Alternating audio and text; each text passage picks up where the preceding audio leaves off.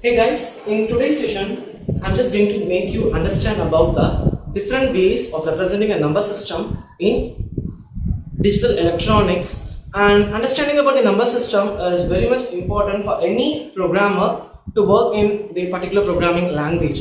So normally the number system or the numbers that we represent in a digital electronics are not just a numbers, they are actually the representation of the information or the data that we send.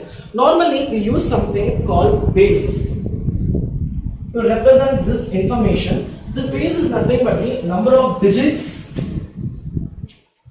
that a particular number system can hold of. So normally the number systems are broadly classified into binary, decimal, octal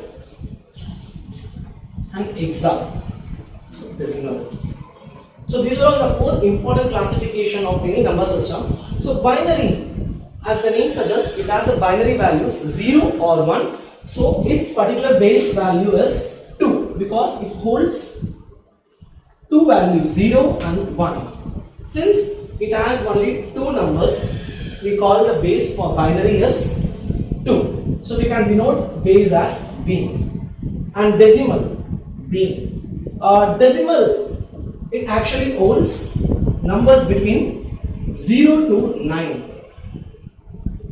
From 0 to 9, it contains values. It means that all the values in the decimal number system is composed of 0 to 9.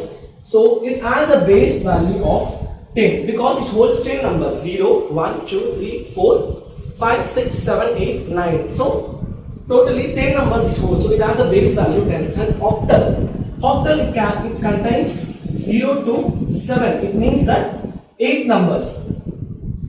And hexadecimal, it has values from 0 to 15. It means that it contains 16 numbers. So this base values are nothing but the number of digits this particular number system can hold. So this is about the base and the numbers they actually comprised of. Now let's see how we can arrange these numbers. So let's start with the decimal. So saying about decimal, it is comprised of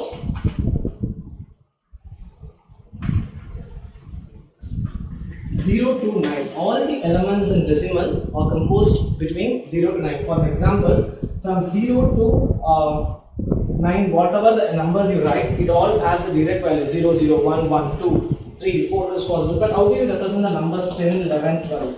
Even they are also called as decimals, because all of them make use of the numbers. Say 0 to 9 means 0, 1, 2, 3, 4, 5, 6, 7, 8 and 9. So decimal has a base value of 10 because it comprises of 10 numbers and it is composed of 0, 1, 2, 3, 4, 9, 10. So 10 means it is comprised of 1 and 0. Both 1 and 0 is lying between 0 to 9. And similarly say any number like 9, 8, 8. Whether we call this as a decimal number or like 1, 0, 3, 4, 7, 8, 9. Whether we call this as a decimal number. Yes, all these are decimal numbers because they are made up of the numbers which are lying between 0 to 9 that represents a decimal number. So whatever the number you write, they are a decimal number. Third part, octal. Now let's deep dive into the octal number system. As the name suggests, octal has a base value of 8. It can hold up to 8 elements. So from 0 to 7 we have 8 as the count. That is why we call the octal with a base 8. Now from 0, 1, 2, 3, 4, 5, 6, 7 there is no issues. All these numbers are lying in this particular list. So they have the direct values. But how do you represent 8 and 9? Regarding 8 and 9, we cannot have a direct octal value because 8 and 9 is not into the list. So we write 8 and we reject 8 and 9. So what it comes after 9? 10. 10 is made up of 1 and 0. So we call 8 as 10, 9 as 11, and 10 as 12, 11 as 13, 14. 15, 14 has 16, 17, 18.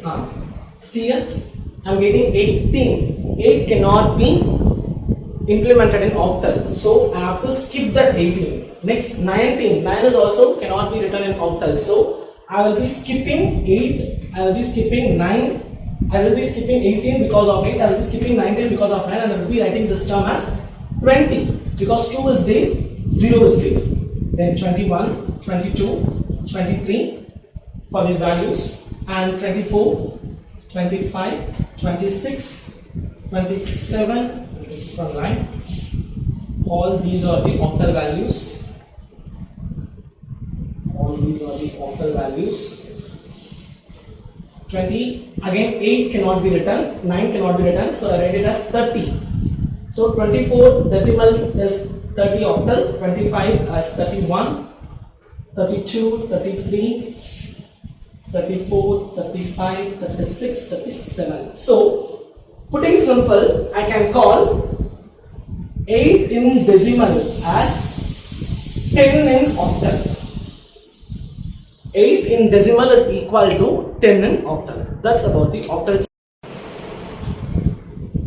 The next part that I'm going to show you is about hexadecimal. Has the name suggests, hexa means 6, decimal means 10. So totally 16 number of digits the hexadecimal contains from 0 to 16. In order to have a proper grouping conversion for an easier and efficient way, we write 0 to 9 as 9 and from 10 to 15 as A, B, C, D, E and F. The reason is this type of naming conversions become very much helpful when there are huge binary numbers. When we have a huge number of binary digits at that particular time, this type of bit representation will be highly helpful. At the end of this particular thing, I will give you some information about the number of bits occupied by each of these number systems. So normally from 0 to 9 there is no issue, we will be having direct 0, direct 9. For 10 we represent it as 0A, for 11 0B, 0C, 13 0D, 14 0E, 15 0F. Till F we write it as octal, we write it in octal form. Then 16, we stop here by 9. So for 16 the octal value is 10. That is 17 of base 10 is equal to 11 of base 8 of base 16.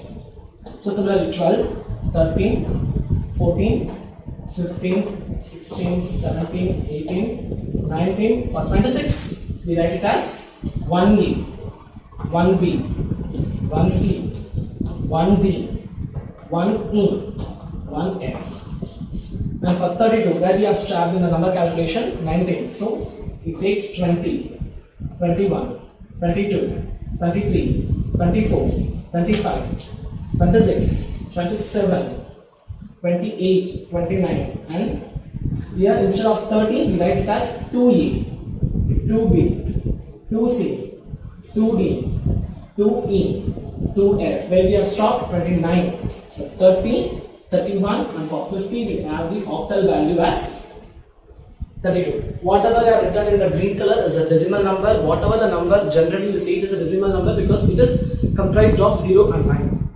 Whereas the corresponding numbers that are written in the orange color is the hexadecimal value. So this is how we represent the hexadecimal form. So you may ask me whether should you remember all those things. Again, it's not. I will be explaining you in the other sessions of the number system conversion, how you can convert a number from one form to the other. There are three different ways. Actually, there are two different ways. In programming, we have some direct functions like bin, oct, hexa. If you pass a number, the corresponding bin value, octal value, hexadecimal value will be given. But in most of the scenarios or in interviews or when a fresher goes, people they used to write own logic. For the understanding, you have to write your own logic without using a standard functions.